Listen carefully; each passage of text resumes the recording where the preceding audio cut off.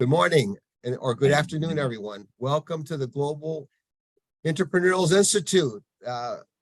I'm happy to be moderating this with my good friend Irena and my new friends Audrey and Gaurav. Irena, tell us about the conference, how it's going, and tell everyone what the conference is about. Sure. Okay. Well, first and foremost, Rudy, thank you very much for hosting this LinkedIn Live for us, and we're very grateful to you for doing this. So we had the Global Entrepreneurs Summit and Award Ceremony yesterday, and this is the satellite event or one of the follow-up events where we can just be much more casual and informal and talk about entrepreneurialism in a more intimate way. So the summit was absolutely wonderful. We kicked off on Wednesday night with a networking session on, my Wednesday night in the metaverse. And so we had a chance to gather together and experience alternate reality. And we're very grateful to our sponsors, one of our sponsors, Meta Visionaries, for providing the beautiful space dome where we could hang out. And then yesterday we did the summit in 2 time zones so that we could cater for both Western and Eastern Hemisphere, and because we've got a truly global audience. And it was absolutely wonderful because I think we literally had registrants from every country in the world. So what the theme for the summit this year is building the intrapreneurial organization. So I'm all about intrapreneurialism. I founded the Global Entrepreneurs Institute to support intrapreneurs and to help organizations that are really serious about going on that journey towards being more entrepreneurial. So that's what the Institute does, and we run the summit every year. And this year we expanded our awards category. And so we had the most incredible array of talented people from all around the world, as well as teams, and a young entrepreneur, and a lifetime achievement award for a very seasoned entrepreneur. So the awards were absolutely inspirational when we looked at the work that people were doing, and it's such a joy, such a privilege to be able to recognize and validate and shine a light on the amazing work that so many people do, and sometimes doesn't always get recognized. And that's part of our mission at the Institute, which is to recognize the incredible work that entrepreneurs do and to give them some rewards and accolades for the work that they do. So that's a little bit about the Institute. That's a little bit about the summit. We'll be doing it again next year. The website is www.globalentrepreneurssummit.com. That's quite a long URL, I know, but there it is. It's the Global Entrepreneurs Summit. And that's a little bit of an introduction about why we're doing this LinkedIn Live today. We're just expanding the conversation and continuing to talk about the value of entrepreneurialism to organizations. Well, Irena, entrepreneur is the opposite of an entrepreneur in the sense that the entrepreneur is the person who owns a business, becomes very successful, Elon Musk, Steve Jobs, Jeff Bezos.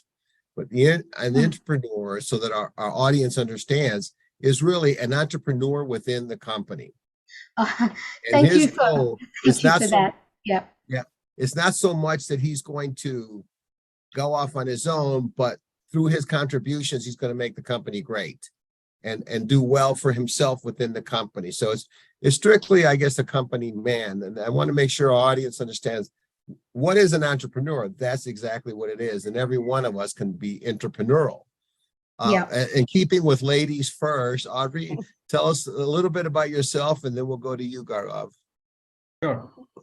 Yeah, so yes, I'm Audrey Wyatt. I'm located here in Dallas, Texas. I'm the founder of Leaders and Lifters. I call myself a chief culture coach, and I'm absolutely passionate about entrepreneurial teams. And so I really work with teams to unleash that entrepreneurship within their teams and help them be more innovative and actually build a culture of innovation through teamwork. So that's what I do. And I linked up with Irena a few years ago because of our passion around entrepreneurship and entrepreneurialism. And so it was just a crazy meetup with her on a webinar. And here we are now, all these years later, doing the work together. So, yeah. Thank you. And Gaurav, tell us a little bit about yourself. Oh, absolutely. Pleasure being here. Yeah, I've been an entrepreneur throughout my life, worked in multiple organizations, starting with Intel, Siemens, HCL Technologies, which is a big $10 billion IT services major, to a company called Feedback Business Consulting, and then Scient. And then, off late, I'm in the pharma sector with a company called Sci Life Sciences. All throughout my career, digital and technology has been a big focus area. And, driving entrepreneurial projects within the organization to create, lifelong impact, let me put it that way. I'm a firm believer that entrepreneurs leave legacies behind in whatever they do, so they really leave a mark within their organizations.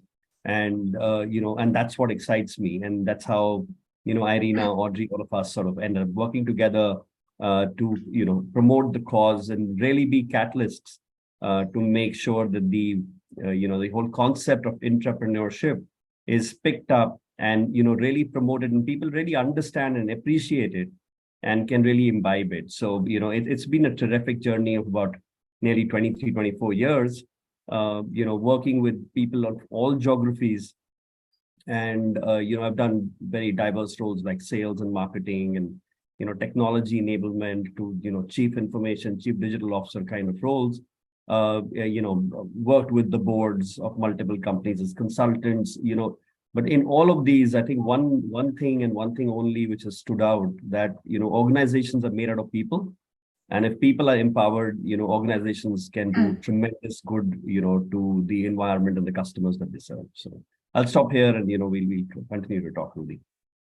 Well, the thing that occurs to me when Irena talked about how do we foster this with companies, I think we need to, first of all, define what the characteristics of an entrepreneur are is the first part.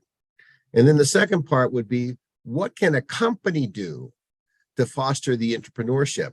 Because you can't have a person that's constantly thinking outside the box if he or she is siloed and not permitted to do anything. And in fact, some cases actually penalized for being creative. Just go back and do your job.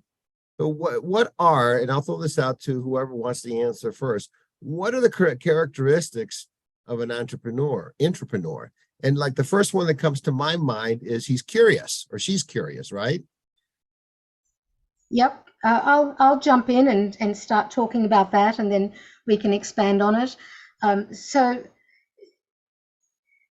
my whole career has been in education in one form or another, and my whole reason for living is to help to liberate the potential within people. So I was a teacher, then I was a university professor, and now I've got the institute. But I've worked in all of these different incarnations, and the number one mission of my life is to help people really discover and explore and harness their full potential. So intrapreneurs are really special employees, and as you said, that they are people who have that entrepreneurial mindset, but rather than leaving to go and start their own business, they want to bring that talent into the company that they work in and do good work and create value internally there. And it does take many different incarnations. It can be in working in a big project, but it can also be as small as just making small changes and improvements within your existing role. Now, this whole notion of liberating potential is a vast area. And so when you ask about what are the qualities of entrepreneurs, well, they can use that potential that they have in order to create value within the organization through doing things like this. Finding opportunities to do things better, looking around with that special, I don't know, lens that they bring to their work, where, you know, someone will look at a situation and go, oh, well, that's just impossible. Whereas an entrepreneur will look at the same situation and go, oh, you know, we could do this or we could do that. And they see an opportunity for improvement rather than a hurdle. So that's a very well-defined characteristic of entrepreneurs, which is that they see opportunities because, as you said just a moment ago, Rudy, they are curious. So they ask, why? You know, why is this situation like this? Or how can we do it differently? How have other people solved this problem? What can we learn from them? So there is that sense of always questioning and having a growth mindset where they're not afraid to step out of their comfort zone. They're not afraid to challenge the norm. They're not afraid to stand up and say, just because we've done it this way all these years doesn't mean we need to keep doing it this way going forward. So this is some of the ways that they can impact positively as transformational change makers within their organizations by using their inherent talent and potential and liberating it in order to make things better. I'll stop. I could go what on. about you? If Gura, what about you? What's Yeah, your, so- we've talked about curious. What's the other characteristic of an entrepreneur? Yeah, so I think there are two things which are really, really critical, Rudy. One is the ability to build networks within the organization. And two is the ability to storytell. Because once you were able to convince and, you know, really tell a story which talks about the impact that an initiative can create, that's the only way to garner more support and to find that all important sponsor within the organization, you know, who can help cushion the blow when you fall. And you will fall multiple times, right? Things will go wrong. There are risks that need to be taken, like in true, entrepreneurship. It's the same thing, those tenets don't change.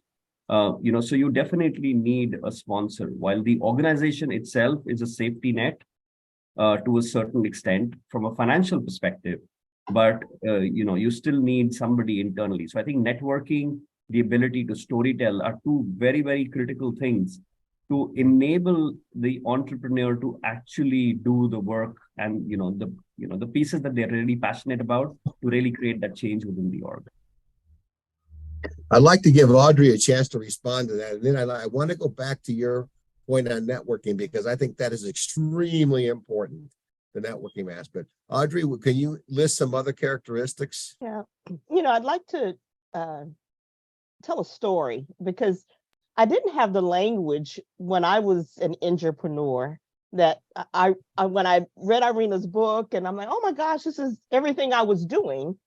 And I think you said in the book, like, entrepreneurs are dreamers who do. But and that's so true. So what I did, when I approached, I've done a lot of things as Gaurav. I've been an accountant. I started out in accounting, which I hated. And then eventually I got into marketing, did some human resource things and all of that, and learning and development, a lot of different things. But when I got to my role in marketing, to oversee marketing, a function, when I got to the company, I knew I was different. I had already owned a company. So I came in with just a fresh set of eyes and an approach that I was going to show up differently. I wasn't just going to conform. I wanted to be creative in the environment. So the first thing I did was to find my champion, which was my manager, my boss. And I sat him down and we had a nice talk about, I want you to allow me to show up in this environment. I don't want to check parts of me at the door.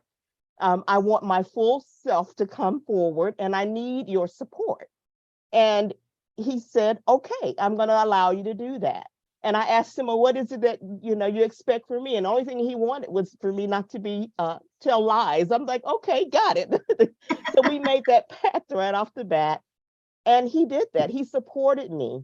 He allowed me he cleared paths for me. He started, actually, I didn't know anyone. So he started creating the networks. When he saw the different gifts and skills and talents that I had, he would say, go talk to this person and let me introduce you to this person. So he started that right off the bat. And I won't say that I did it alone either. We had a corporate team, and I listed an onboarding, and our HR person said, our HR leader said, you know, we're kind of like a startup now. We're changing things around. We're going through a culture shift. And that just like, okay, I'm in the right place, because I had worked for a startup before. And I know the energy that it takes to push against that status quo and all of that. And so I know that's a long way of saying, but I showed up as an entrepreneur without even having the language, and began to operate in it. It was born. It was born inside you. And I think some people are natural because that's their character, that's their nature, and other people have to work at it. What I'm getting are basically from this conversation are really 5 takeaways about the entrepreneur. You know, you have to be passionate, number one, which means you have to love what you're doing in order to want to get better at it, want to expand and grow within the company. Curious and adaptable, right, is the other, what we've talked about, if we're going to condense it, right? They listen to the data, they listen to other people because they want to grow. They are transparent. You can't be an entrepreneur if people don't know what you're doing. Okay, you can't just be in the corner. And they are resilient. And that to me is one of the most important parts, because you have to be willing to have something not work. And some companies have the culture. Well, if it doesn't work, that's okay. And you know, there's some, I know a person who's a C-level executive who says, I don't care if my employee, if one of my managers decides to close down an entity, okay, close down a unit that's not profitable. I will be mad if he didn't close it when he should have, if he went on. So he's basically empowering these people to do it. So you have to be willing to take the risk. And the very famous expression from Winston Churchill, success is not final and failure is not fatal. So, and people are afraid that, well, if I fail, I'm going to get fired. It's not necessarily the case. But getting back to this networking issue, I'm a big believer that you are in a unit of the company. You cannot look the company as one monolith. There are many components, especially the Fortune 500 companies. Sure. And each of these people are people whose network you can tap. And how do you tap it? By going to people outside your area, say, would you like to have lunch? Can you tell me what you do? I'd like to learn. Go to some of the older people and say, what's your opinion on this? I will bet you that no one here is ever offended when somebody asks you, may I have your opinion? You're going to say, well, of course, I'm thrilled. So to me, the networking is a key, because if you can't build the relationships to be entrepreneurial, and we can't do it alone, you got to have other people to work with the company. It's got to be a team environment, right? What's your thought on that, group? Because going back to you, because you mentioned networking is important. No, absolutely. I think if I sort of look back on the multitude of initiatives that I've run, or I've enabled teams to run, or I've seen different organizations in my consulting days, I think all of them, are very, very strongly backed by, cross-team collaborations. These could be teams from marketing, could be quality, could be sales, could be the operations team, it could be, or the technology team. They're different teams, they all have to come together, because what you're trying to do is create, like Audrey said, a startup environment within a company to do something which is probably not been done in that manner before. I won't say it's not been done 100%, because a lot of times, the innovation, that you're trying to do is about, changing the ways of working or changing a process. So it's been done, but it just needs to be done in a different, better way, which is more relevant to today. So keeping that in mind, absolutely, those networks are critical. And I totally agree with you, Rudy, that nobody says no to giving advice. And everybody's happy to share their experiences. I always have encouraged my teams, and that's one of the things that I actually measure them, during a formal appraisal process as well, especially the leaders in my team, to say, how many lunches and dinners did you have with the business teams? Because being in the IT team, we sort of become an enabling function sometimes in some organizations. If I'm not doing the digital role, which is front, and center to enabling top line growth, and that's something that I've always, challenged my teams. When I was doing sales, one of the things that I would actually, check with my sales teams were how many C-level or decision-making executives phone numbers do you have on speed dial? How many people can you actually reach out to and say, hey, I'm coming over, let's have a game of golf, let's catch a cup of coffee. So those networks are really, really critical. One is to get your feedback that you really want, test your markets. Two is to get the necessary advice and get pointed in the right direction.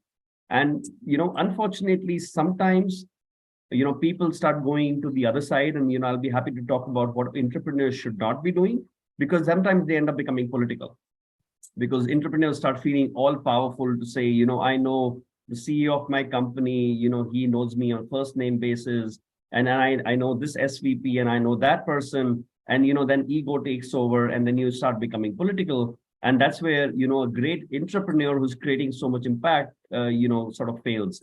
So there is a plus and a minus. So you have to balance it out. You have to be prudent about the whole thing. Yeah, but, back to you, Rudy, but, networks is super critical. Actually, Well, Rudy, Irena, can I just jump go in? ahead. Yeah, I was going to say there were a couple of points that I wanted to expand on from this topic that you've raised about networking, because the natural extension of that is collaboration.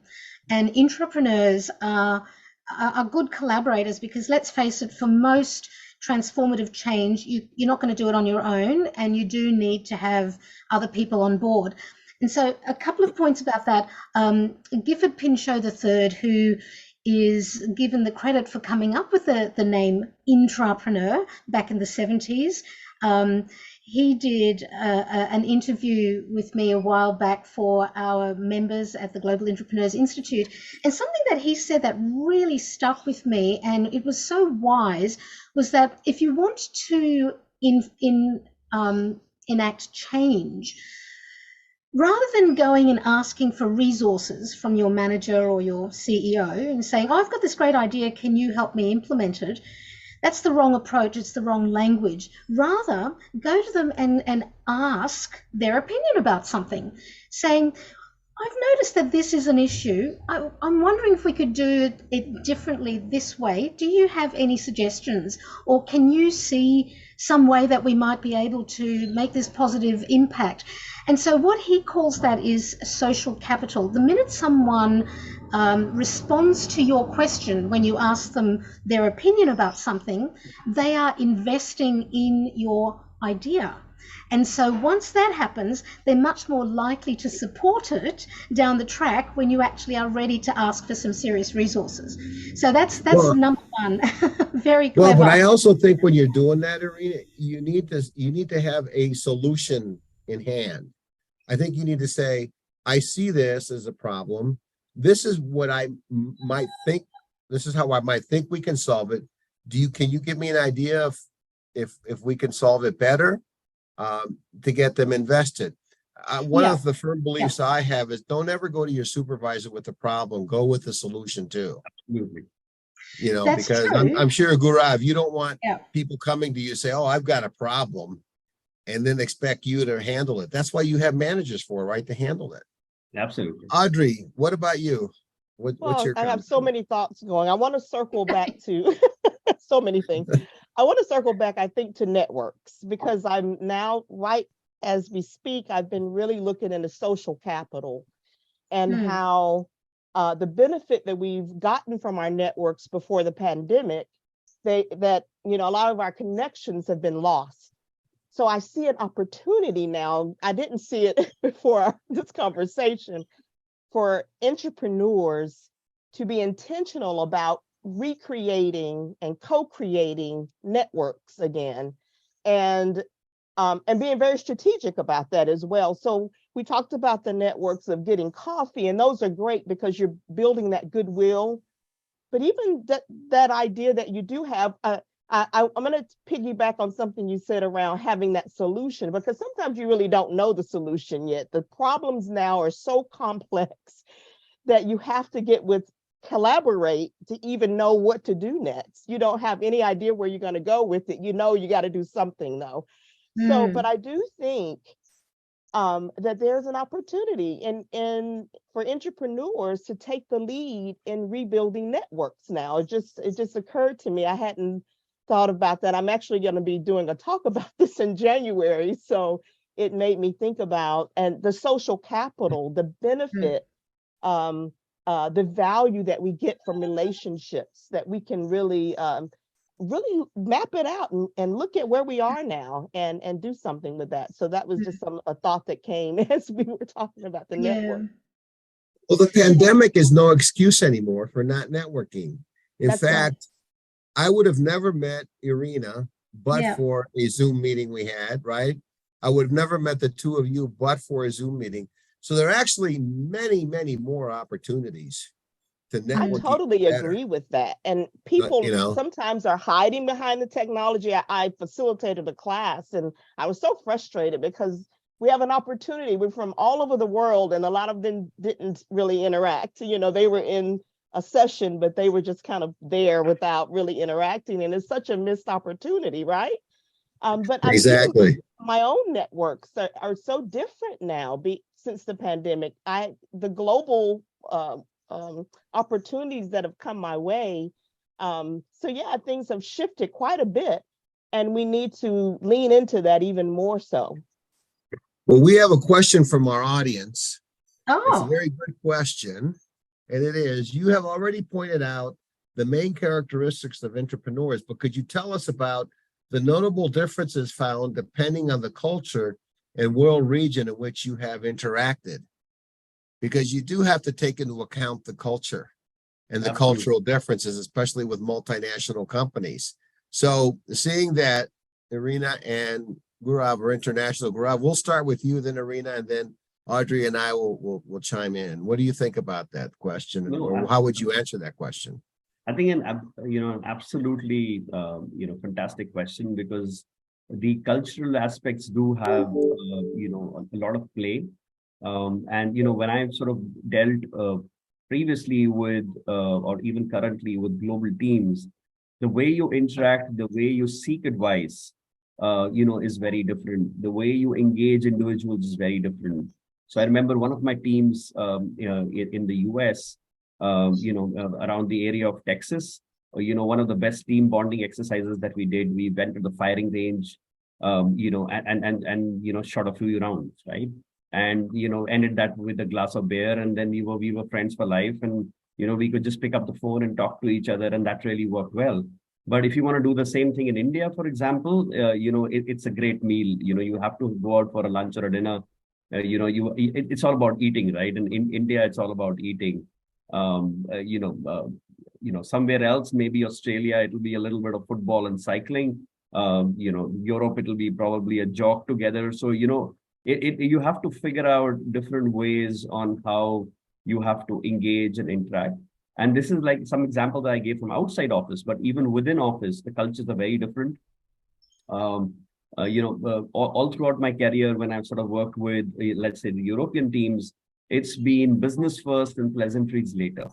But, when I talk to the American teams, it's first pleasantries and, finally we'll get down to business. We'll do that too. And, we're all serious about it, but, it's the other way around. So, those understanding those cultural nuances from different cultures, really, really helps.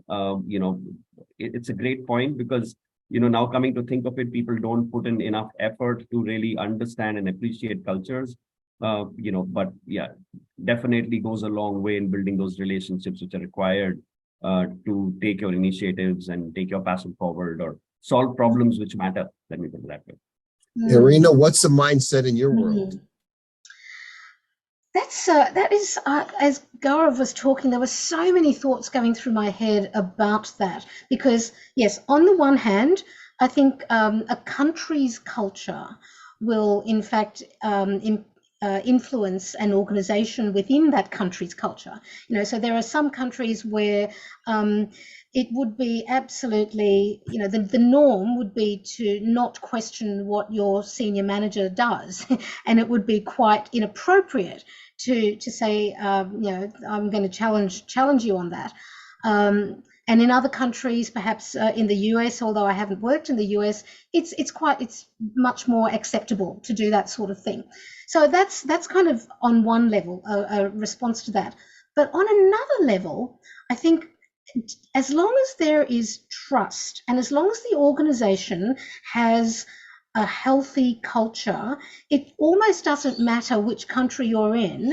That as long as that sense of safety exists, you will then have the opportunity you should be able to have the opportunity as an entrepreneur to say, I think we can do this better.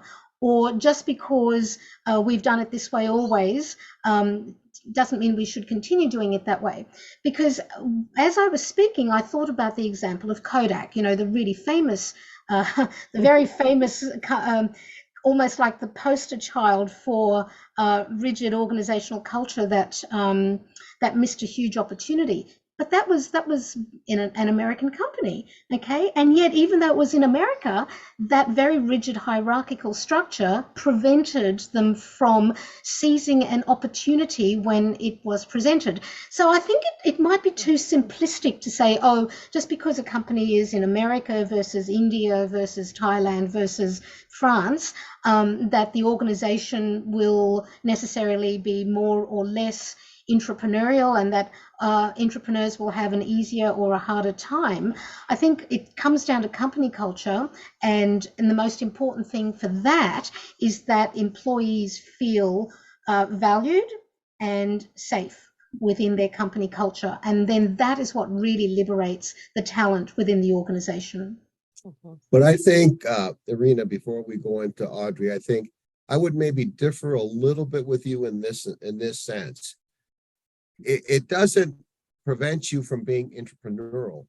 It just means that you have to devise a strategy how to best be entrepreneurial within that culture. In some places in Latin America, for example, it's very difficult for an employee to put an idea in the suggestion box and tell his manager, what to do. But he's got, or even give suggestions, because some employees you should be, speak when spoken to.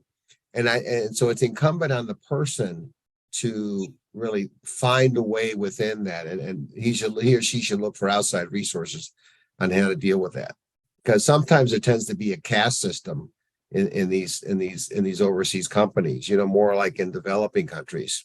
Audrey, what's your comment on that? Yeah, I'm going to speak from working in the U.S. and in many different types of cultures And so, yeah, we had the caste system, and some, as you just said, it varies. Every culture is so different. And I would suggest that before you go gung-ho and ready to do your entrepreneurial thing, you really understand the culture that you're in. Be curious enough to really understand if this is going to be accepted, am I going to have to massage it this way or go that way with it? But I've seen people who come and want to be entrepreneurial without understanding the culture, and it just falls flat. It's really, really, really important to not just dive in, but be curious enough, have conversations, understand what environment am I in, and then how best can I proceed in this culture. Because you do have to somewhat, you can't just do it your way. You have to kind of do it within that environment. So that is a suggestion I would have. And I would recommend, what I would recommend is there is a plethora of information that you have access to at your fingertips. Research your managers, research the president of the company, research the company. Know as much as you can about the individuals that you're going to approach. When I was in college, which is about the time the dinosaurs were becoming extinct, you had to go to the library to get a book. LexisNexis was just starting with, doing Boolean searches and looking up cases. Now, in an instant, you have information about just anything. So there's no excuse in this day and age for not knowing because the technology has caught up, right? I mean, Gaurav, sales is different now than when you started, right? Oh, absolutely. Absolutely. Very, very different. Yeah. So I think just, one thing that stood out, in this conversation is, it's sometimes it's not only the organization culture, it is the manager. And I think, Rudy, like you mentioned, research the manager, and that's really critical because that's where you have to sell your, story, and that's where the start has to happen. To really get a buy-in, with your immediate manager, or maybe line manager, right? So that's really, really critical. And a lot of times I've just had to, make sure, depending on the culture of the organization, I've tried to sort of try and get all credit for the work that I've done, but then that becomes threatening to the manager because I'm sort of, getting more limelight than the manager himself or herself. Hello, are you there? Yeah, I'm there. Can you hear me? Okay. Yeah. Yeah. And, You kind of stopped. I don't know if it was at my end. yeah. No. So, and then sometimes you just have to make sure that you fire the gun off the manager's shoulder, give all the credit to the manager, and then progress. Because finally, I think for entrepreneurs, I think the other thing is solving the problem is more key, than getting all the credit. While nobody says credit, but that is more important. So Yeah. Can I Which just means add that to you that? have to delegate. Yeah, yeah, go ahead. maybe sometimes upwards, right? So and that's an art. So Besides, a word that popped up a little while ago was about the politics, or someone said something about getting political internally within an organization. Now, this whole area is saturated with paradox. Like on the one hand, you've got to be bold enough to go to bring your idea forward, but on the other hand, you have to be so careful that you don't offend people so that they will, immediately stop their support of you before you even get started. But the other paradox is around becoming politically savvy. So in a negative sense, when we say, you're playing organizational or company politics, there's often a lot of negative connotation to that. And yet, intrapreneurs need to understand corporate politics. If they are going to succeed within an organization, they do need to understand, and they need to be okay with being a little bit political. So that might mean that they understand who they need to go and speak to, if they need resources, and that would mean how they use the language of approaching that person, the way they couch the message before going to speak with them. And that's the other thing. There's the other paradox around the business case. You said earlier that we want to make sure that you would recommend that people have a really well thought out business case with a solution before they go and talk to someone. True. And then Audrey said, which is this is where the paradox is, that you don't always have the solution. That's what you're trying to find. Okay. True. So this is what I mean by the fact that this area is really quite paradoxical. And that is why entrepreneurs need to be politically savvy, because you might use a completely different kind of frame and language when you're talking to one person or a manager versus if you're talking to a senior vice president or the CEO. And so in this sense, entrepreneurs need to be cognitively flexible and understand the political context in which they are working so that they can give their efforts maximum chance of being able to succeed. If I can, I'll say, go ahead, Garu, go ahead.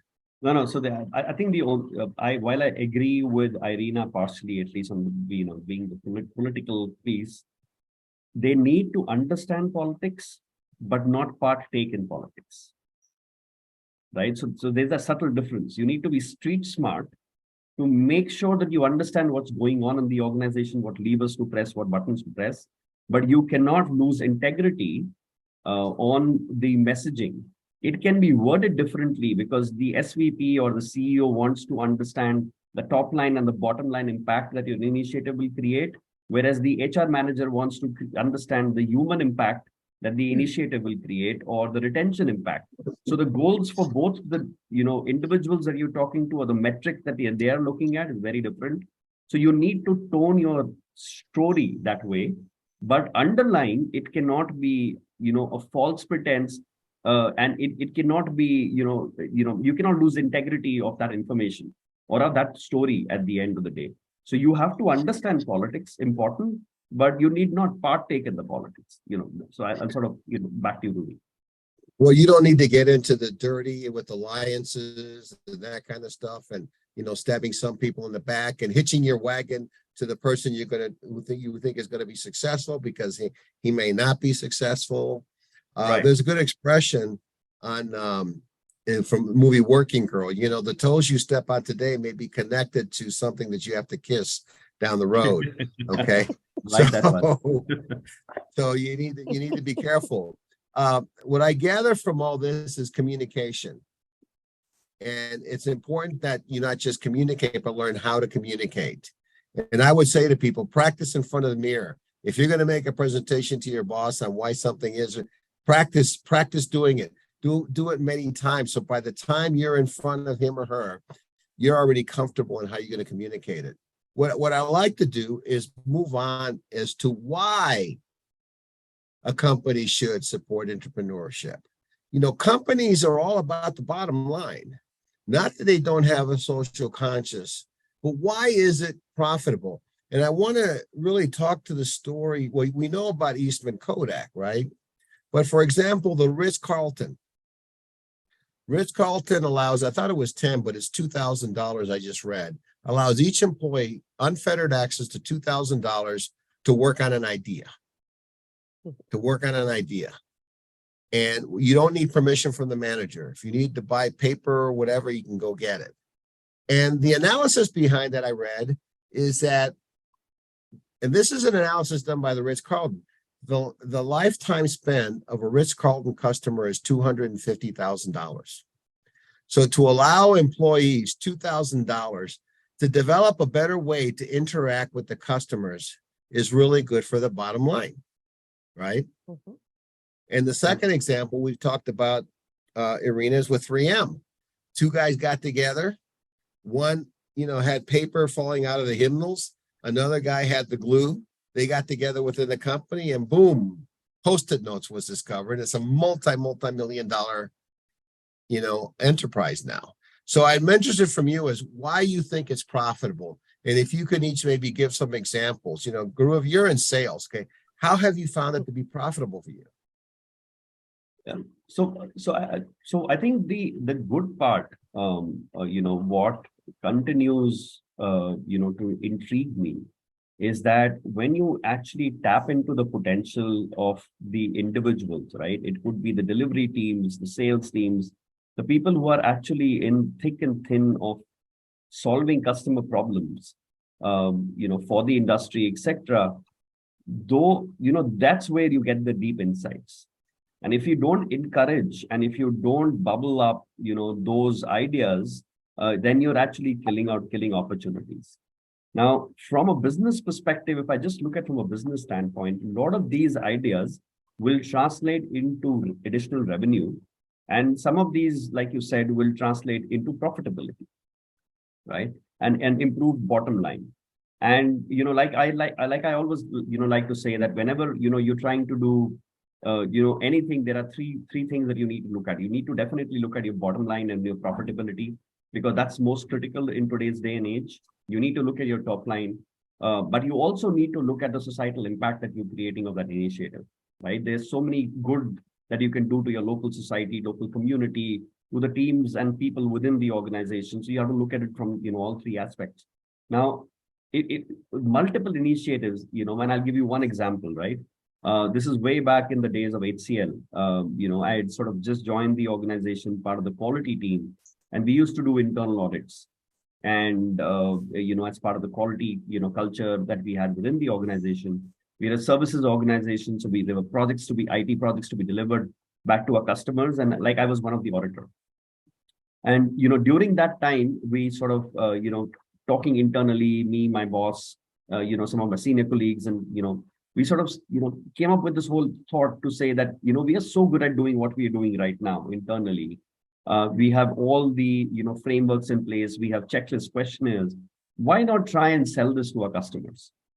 Right? I'm sure because we realized that when we interacted with our customers, they had the same challenges. They were struggling with the same lack of quality, matrices or, questionnaires to do internal audits. And, these were early days, in early 2000s.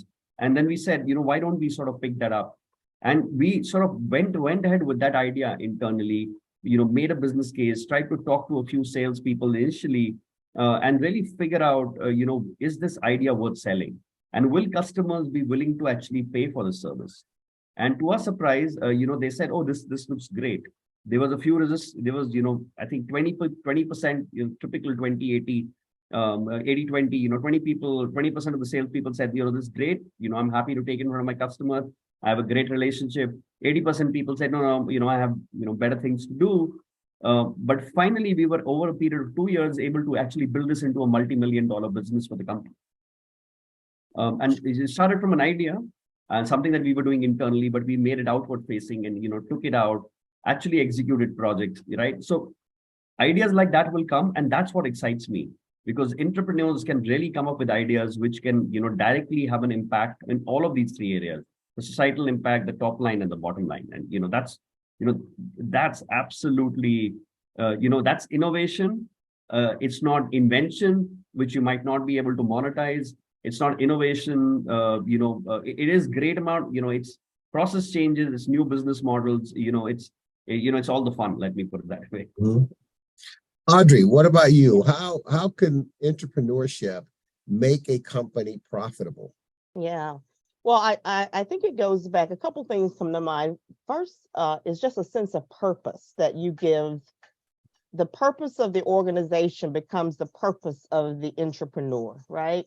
And when you unleash that sense that we are in this together, we're rowing in the same direction, they will come up with the ideas to help the company be profitable and they feel a sense of ownership around that. It's entrepreneurship. You really do feel like you own it. Also, the other thing is I was thinking about profitability is not also always about revenue. It's also about cutting costs, right? So they could come up with ways to cut costs as well. And it reminds me of my corporate team that I was a part of and the wellness program that we created. Why did we create it? Because healthcare costs had grown astronomical, not just because it was because the employees were getting sick. They were on the road, the consultants traveling and not eating well. And so they were getting really, really ill. And we had a grassroots wellness program that the company together, all of us created challenges, a cookbook. It became the purpose of the organization to get healthy. And it went on to win an American Heart Association award, but it cut costs. And so yeah, when you get people together to rally around something that's important to the company, their creativity will kick in and they will really cut those costs, or on the other hand, drive revenue. Well, there's two ways, and what I'm hearing from you, there's two ways. There's one, the revenue aspect of it that we heard about first, and then there's the cost saving, which leads to more revenue. Because Right. when times are bad, right, what does the company do? They try to cost. So you can be entrepreneurial in finding ways to make more money for the company, or finding more ways to make money for the company by making something more efficient, Right. more streamlined, right? Yes. Yeah. Yes. But I think it's important that we emphasize profitability. Too often, for example, in diversity and inclusion, people argue, and I agree with them, that it's just the right thing to do. But I think companies that are diverse often are 19% more profitable than companies that aren't. And what entrepreneurship does in a group that's diverse allows you to get some incredible ideas from young people. I mean, I'm a lawyer, and even as a lawyer, I have to be entrepreneur and how I sometimes manage my cases. Sometimes I have to be proactive. Sometimes I have to do things ahead that might save significantly more amount of money or some more exposure. But I also teach an international law class, and I say to my students two things. One, nobody cares how smart you are. They just want to know that you can do the job. Right. That's number one. Number two, an international lawyer is not going to know everything he needs to know. He has to know enough to put a team together that can get the job done, which is part of what entrepreneurship is about, right? The manager needs to encourage people to work in teams, to work together, and the entrepreneur needs to go out and network with people to try to find the solution to make more money. I mean, that's how I see it as a lawyer coming into this thing, because law departments are generally a cost center. So in our world, it's like Audrey's world. We got to find a way to cut cost and have the company make more money. Irena, what's your thoughts on this banter back and forth with us? Well, Rudy, I'm going to differ a little bit from you, from what you've just said just then, because this focus on revenue and profitability is absolutely valid, and that is essential for organizations that want to stay viable financially, yes. But part of the Institute's mission is to expand the conversation beyond being for organizations that are about profitability. And so we're actually talking about not-for-profit organizations and government departments and schools. And I know that we can always say, yes, they've got to be profitable as well, because otherwise they don't stay in business at all. But the focus isn't on the revenue stream. The focus is on value creation for society. So, for example, just yesterday at the Global Entrepreneurs Summit and Award Ceremony, I was thinking of this wonderful example of one of the award winners who works here in Australia, we call the TAFE sector, Technical and Further Education. And her initiative was actually to provide free feminine hygiene products for the female students and staff on campus. And the reason that it was so successful was because it actually helped them to achieve their overarching strategic goals, which was to create better educational outcomes. And so her research and data indicated that, quite a few days were lost along the way by female students due to what she refers to as period poverty. Now, we're not talking profitability here, but when that was addressed, students were able to be more engaged, and she's done her data analysis on it, and it's actually created more on-campus presence by the female staff and students. So this is not a profitability issue. This is like a human service issue. This is a creating a better experience issue for a strategic goal for an organization that isn't necessarily concerned about profitability in this sense. So that's why I just want to expand the conversation around intrapreneurialism. And I don't always talk about entrepreneurship, because it is often tied to those initiatives within organizations which are about driving additional products and additional revenue streams, whereas entrepreneurialism is a philosophy of life. It's not what you do, it's what you are, it's how you be, it's how you think, it's how you show up, and it's that much broader, more encompassing definition of how people can create value. I don't disagree with you, Irena, and I think interesting of what Audrey and Gary have to say. My point with this is that if you're going to insert entrepreneurship, the entrepreneurial spirit, then it really matters where you're going to do it. If you're going to do it in a public company, if you're going to do it in a situation where Gaurav is involved, the bottom line is important, in addition to wanting to do something good for the employees, okay? If you're looking at a not-for-profit, not-for-profits have a mission statement. And so the entrepreneurship allows them to perhaps carry their mission even in a better way. But it ultimately relates to what's the goal of the company in that regard. And there's room for entrepreneurship in both the for-profit sector and the not-for-profit sector. Yeah, so just go ahead, Gaurav. Go ahead. Okay.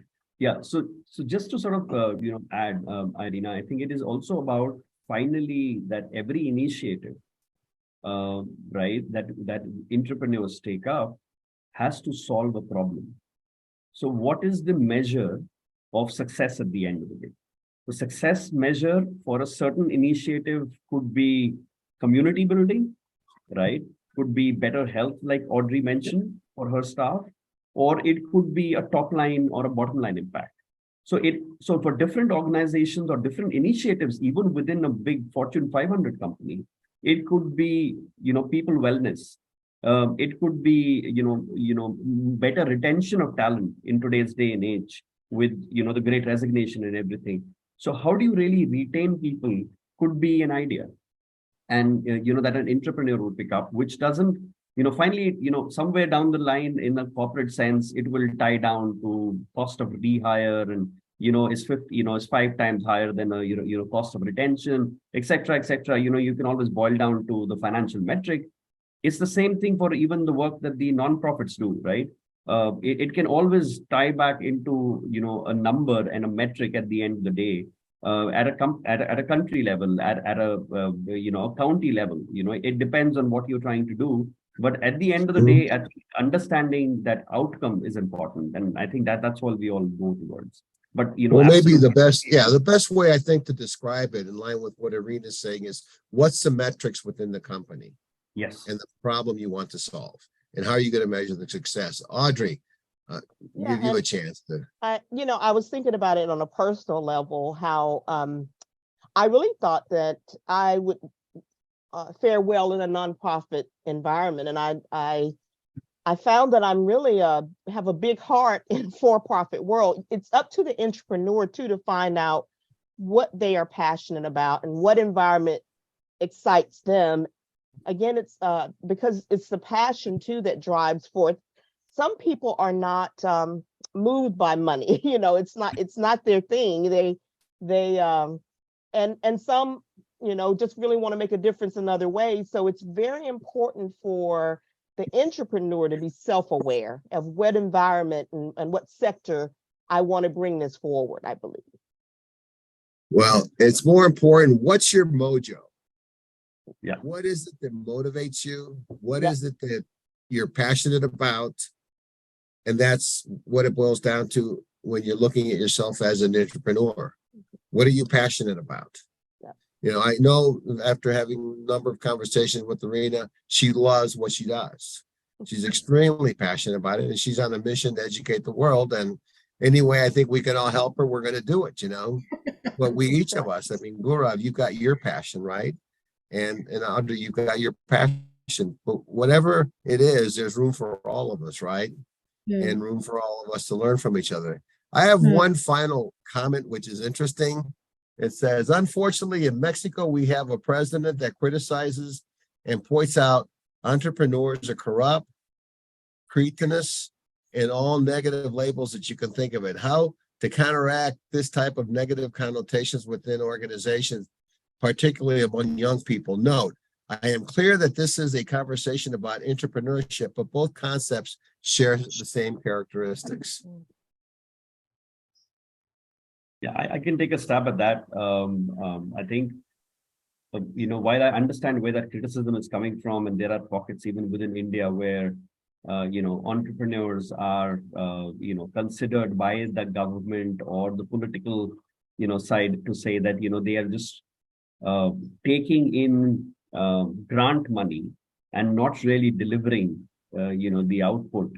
And, as soon as and I've seen so many cases where, entrepreneurs, as soon as they get the money, the first thing that you'll see is BMWs and Mercedes and, parked outside their houses, because that's where they've actually picked up public money, and then gone ahead and fill their own pockets. And that's what leads to the negativity. But when you're looking at from an entrepreneurship, I think the good part is that there is a big corporate governance, which is enabled within organizations, which prevents an individual from making personal gains, right? Because that whole aspect within an organization that an individual cannot make personal gains, it actually boils down to really being passionate about solving that problem.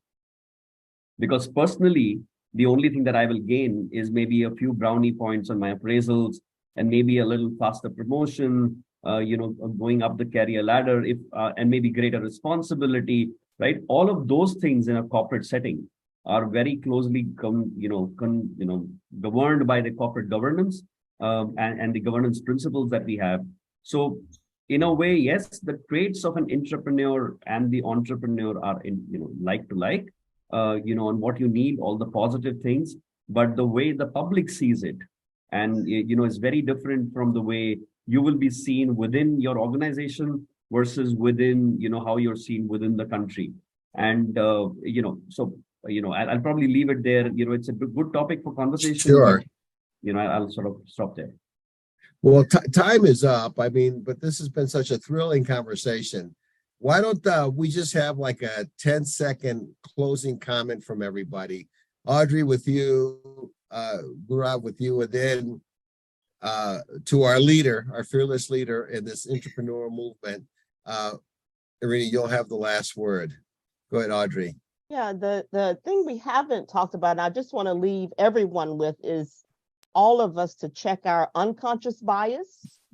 And what I mean by that is even, we have a lot of biases, all of us do.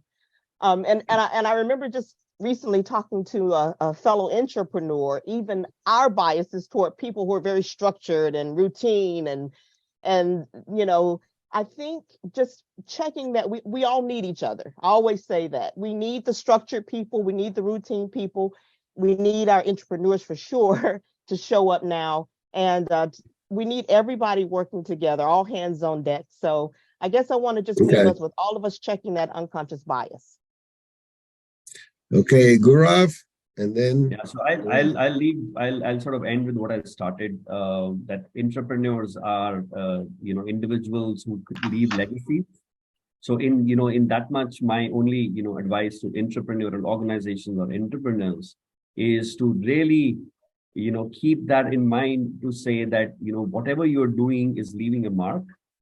Whether it's a good mark or a bad mark is dependent on you. Whether you like it or not, you're going to leave a legacy. So it better be a good one. Exactly. Irena. I will close by saying both individuals and organizations have so much more talent than they think they have. And that individuals, sometimes you just don't know what you're capable of until you step up to the challenge and then discover how much you've got in you. So that's individuals, and organizations, instead of going out looking to hire the talent in, go to your already existing talent and tap into that, because there's plenty there.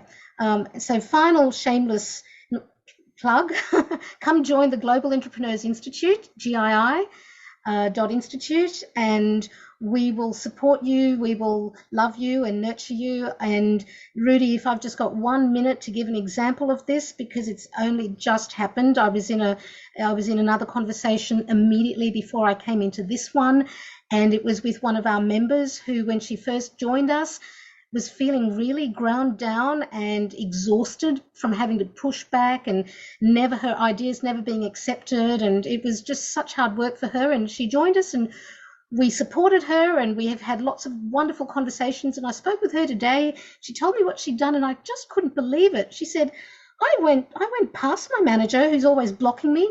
I went to the CEO and I told him what we could do to make a really resilient organization work well here.